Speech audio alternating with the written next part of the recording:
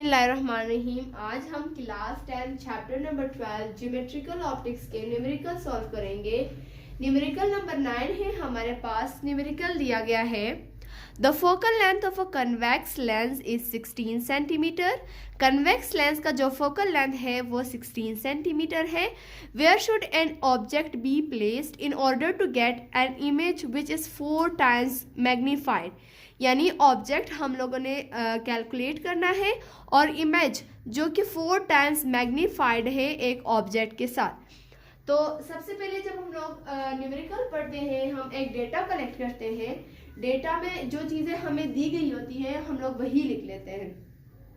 अब यहाँ पे डेटा हम लोगों ने पहले से लिख लिया है। मैंने ये जो फोकल लेंथ है वो हमें न्यूमेरिकल में दिया गया था 16 सेंटीमीटर, जिसको हम लोग स्मॉल एफ से डिनोट करते हैं। इमेज जिसको हम लोग स्मॉल क्यू से डिनोट करते हैं वो 4 टाइम्स मैग्नीफाइड था एक ऑब्जेक्ट के साथ, इसलिए यहाँ पे हम लोगों ने 4p लिखा है। तीसरी चीज ऑब्जेक्ट जिसको हम लोग p से डिनोट करते हैं वो हम लोगों ने कैलकुलेट करना है, फाइंड करना है। तो इसके लिए एक फार्मूला लगेगा जो कि है 1/f is equals to 1/p plus 1/q। अब यहाँ पर जो ये फार्मूला है ना, इन फार्मूला ये जो एफ पी क्यू है, अब इनकी जगह हम लोगों ने इनकी वैल्यूज पुट करनी है। अब 1 उसी तरह आ जाएगा। 1/f की वैल्यू हमारे पास 16 है तो यहाँ पर मैं 16 लिख लेती हूँ। दूसरी चीज is equals to 1/p। Object हम लोग फाइंड आउट कर रहे हैं तो उसी का p उसी तरह लिख लेंगे। यहाँ पे प्लस आ जाएगा 1/q। अब q जो इमेज है वो 4p है तो यहाँ पे हम लोग सिंपली 4p लिख देंगे। अब यहाँ पर जो 1/16 और ये हमारे पास मैं दोबारा लिख लेती हूँ। 1/16 is equals to 1/p plus 1/4p। सबसे पहले हम इन दोनों का एलसीएम लेंगे। एलसीएम किस तरह लेंगे, हम लोग यहाँ पर एलसीएम यूं लेंगे, p इज यहाँ पर 4p। सही। अब यहाँ पर जो p है ना, यहाँ पे ये जो p 4p है ना, अब इन दोनों को आपस में मल्टीप्लाई करो तो 4 मतलब आप लोग ऐसे कंसीडर करो कि यहाँ पर कुछ नहीं है तो यहाँ पर 1 है, यानी यहाँ पर 1 है। अब 4 को 1 के साथ मल्टीप्लाई करो तो यहाँ पर आ जाएगा 4 1s are 4। और जब अल्फाबेट्स आपस में मल्टीप्लाई होते हैं तो इनके पावर आपस में प्लस हो जाते हैं। तो जब मैं p को p के साथ मल्टीप्लाई करूंगी तो p स्क्वायर बन जाएगा। यानी इन दोनों का जब हम लोगों ने एलसीएम लिया तो हमारे पास 4p स्क्वायर बन गया। 1/16 is equals to 4p square. इन दोनों का जब एलसीएम लिया तो हमारे पास 4p स्क्वायर आ गया। अब यहाँ पर इस 4p के स्क्वायर के साथ हम लोगों ने इन दोनों को डिवाइड करना है आपस में। देन इसका जो आंसर आएगा फिर उसको 1 के साथ मल्टीप्लाई करेंगे। अब ये जो 4p स्क्वायर है इसको इस ब्रैकेट के दरमियान में लिख लेंगे, इस p पे डिवाइड करेंगे। अब यहाँ पर कुछ नहीं है, आप लोग ये समझ लो कि यहाँ पर 1 है।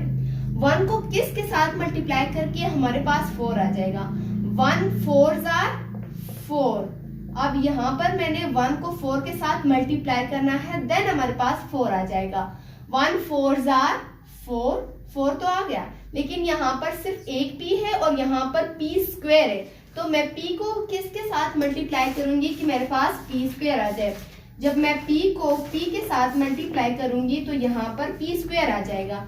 एक p यहाँ पर है, ये वाली p ये है और एक p रह रही है तो ये p यहाँ पर लग के तो p जब p के साथ मल्टीप्लाई होगा तो ये p स्क्वायर बन जाएगा, हमारे पास आंसर हो जाएगा।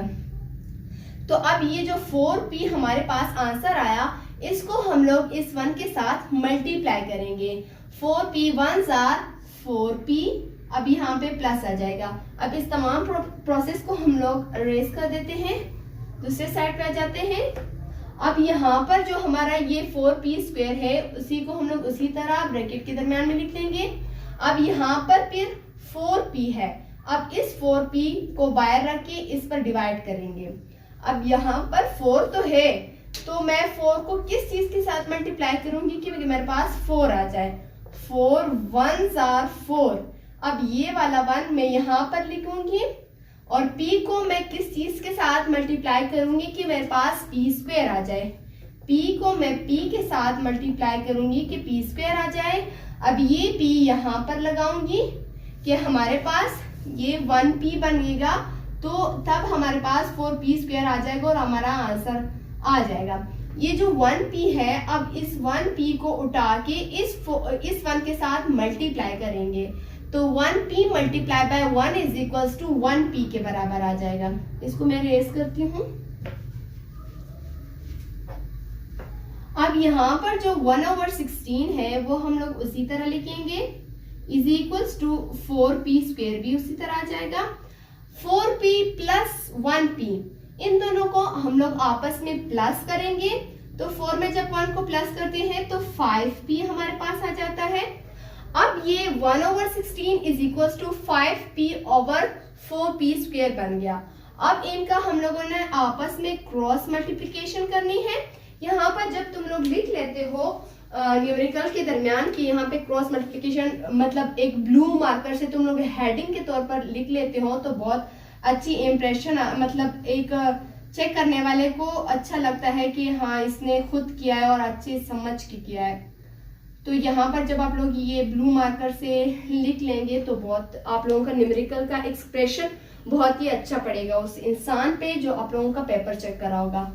जब इन दोनों को हम लोग आपस में मल्टीप्लाई करेंगे तो 4p square multiply by 1 is equals to 4p square is equals to 16 को 5p के साथ मल्टीप्लाई करेंगे। अगर आप लोगों के पास कैलकुलेटर ना हो तो आप लोग खुद क्या करें, 5 6 आर 30, 5 1 आर 5, 3 इसमें ऐड करें तो 80, यानी हमारे पास जो है ना 80, इन दोनों को जब मल्टीप्लाई किया तो 80 हमारे पास आया, और यहाँ पर p भी है तो हम यहाँ पे p भी लिख देंगे।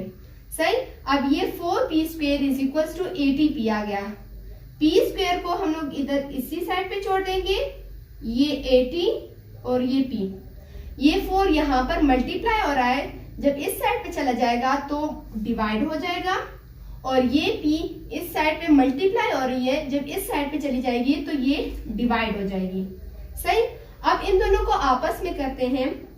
ये p जो है ना, मैं इस p को इस स्क्वायर के साथ कैंसिल करती हूँ। इस स्क्वायर का मैं आप लोगों को अभी यहाँ पे सही से बताती हूँ। जो ये p स्क्वायर है मेरे पास, यहाँ पर जो p स्क्वायर है ये वाला, ये p स्क्वायर, और ये p तो इस साइड से आ गई। इस p स्क्वायर का मतलब ये है कि यहाँ पर 2p है अलग, अगर मैं लिख लूं, और नीचे एक p है। 4 1 आर 4, 4 2 आर 8 और 0 20, यानी ये 20 आ गया। अब ये p इस p के साथ कैंसिल हो जाएगी, तो सिंपली यहाँ पर सिर्फ एक p रह जाएगी, जो कि हम ऑब्जेक्ट मानते हैं, यानी जो हमारा ऑब्जेक्ट है जिसको हम लोग p से डिनोट करते हैं वो हमारा 20 आया था। ऑब्जेक्ट हमारा जो ऐसा यूनिट है, ऑब्जेक्ट का जो हमारा ऐसा यूनिट है वो सेंटीमीटर है, तो हम यहाँ पर ऑब्जेक्ट का 20 सेंटीमीटर हमारे पास आ गया। इसी तरह हमारा जो न्यूमेरिकल नंबर 9 है वो भी कंप्लीट हो गया। हमारा जो ऑब्जेक्ट पूछा गया था वो हमारे पास 20 सेंटीमीटर आ गया। होप सो कि आप लोगों को समझ आ गया होगा।